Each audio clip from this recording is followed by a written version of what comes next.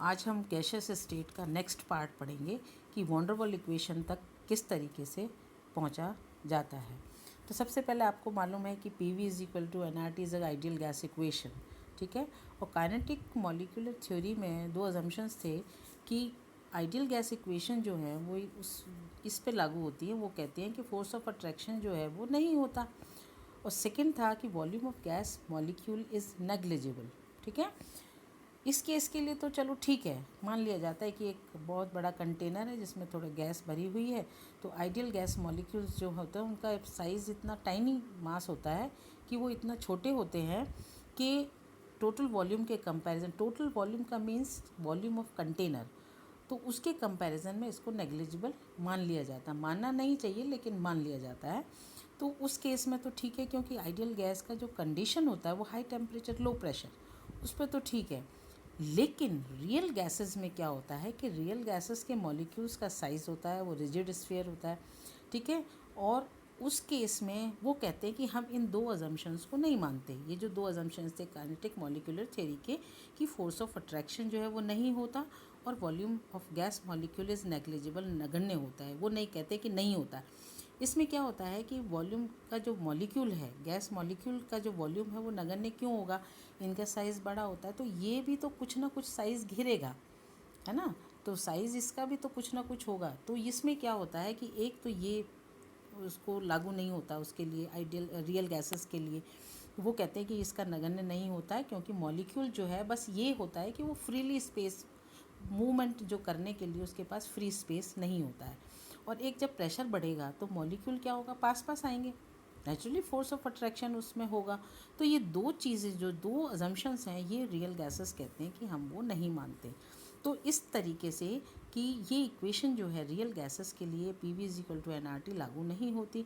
तो फिर क्या है कि इसमें वॉन डेर वाल्स ने जो है साइंटिस्ट थे, उन्होंने इसमें करेक्शन किया, पी प्रेशर का करेक्शन किया, वॉल्यूम का करेक्शन किया, और देन इस इक्वेशन का एक नया फॉर्म मिला जो कि वॉन डेर वाल इक्वेशन के नाम से जाना गया। तो सबसे पहले वॉल्यूम करेक्शन ले लेते हैं। तो माना कि एक मोल वॉल्यूम गैस का आयतन जो है वो V है। V कौन सा वॉल्यूम है, जो कि जिसमें कि मॉलिक्यूल जो है वो फ्रीली मूव कर रहा है, स्वतंत्र रूप से घूम रहा है। वो आइडियल के केस में घूम रहा है, लेकिन वास्तविक के केस में वो फ्रीली मूव नहीं कर रहा है, क्योंकि अणु का भी कुछ ना कुछ आयतन होता है। तो आइडियल वॉल्यूम नहीं है वो आइडियल वॉल्यूम नहीं है। तो क्या होता है कि उसमें से टोटल वॉल्यूम में से कुछ वॉल्यूम को घटाना पड़ता है। आयतन का जो उसने कुछ घेर रखा है अणु ने, तो उसको जो है वो माइनस करना पड़ता है, तब जा कर के हमको आइडियल वॉल्यूम जो है वो मिलता है। तो आइडियल वॉल्यूम V में से कुछ जो है हमने घटा दिया, तो V माइनस एन बी, तो हमको वी आई जो है वो मिल गया। B क्या है, n नंबर ऑफ मोल्स हैं। B क्या है, एक्सक्लूडेड वॉल्यूम है। इसको कांस्टेंट भी कहा जाता है, van der Waal constant. B जो है वर्जित आयतन के नाम से भी जाना जाता है। यानी इसको हम किस तरीके से क्वेश्चंस पूछ लिया जाता है कि व्हाट इज़ एक्सक्लूडेड वॉल्यूम, यानी कि उसको परिभाषित कीजिए वर्जित आयतन को। तो ये वो आयतन होता है जिसमें अणु रह तो सकता है लेकिन फ्रीली मूव नहीं कर सकता है। तो इसको हम जैसे दो मॉलिक्यूल्स हैं तो और अच्छी तरीके से इसको समझाते हैं कि दो मॉलिक्यूल्स हैं, पास पास आ रहे, इससे ज़्यादा पास वो जो है वो नहीं आ सकते हैं। तो एक मॉलिक्यूल के चारों ओर का ये जो पोर्शन है ये B कहलाता है, वर्जित आयतन कहलाता है, यानी एक पेयर का है ये। इसमें दो अणु ये रह सकते हैं लेकिन ये फ्रीली मूव नहीं कर सकते हैं। तो इसका वॉल्यूम क्या है, 4/3 पाई आर क्यूब। आर क्या है, 2R है। और इसका वॉल्यूम क्या है, 4/3 पाई आर क्यूब है।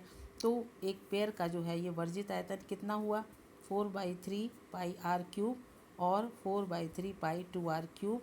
तो एक का कितना हो जाएगा, half into 4/3 pi 8R cube के।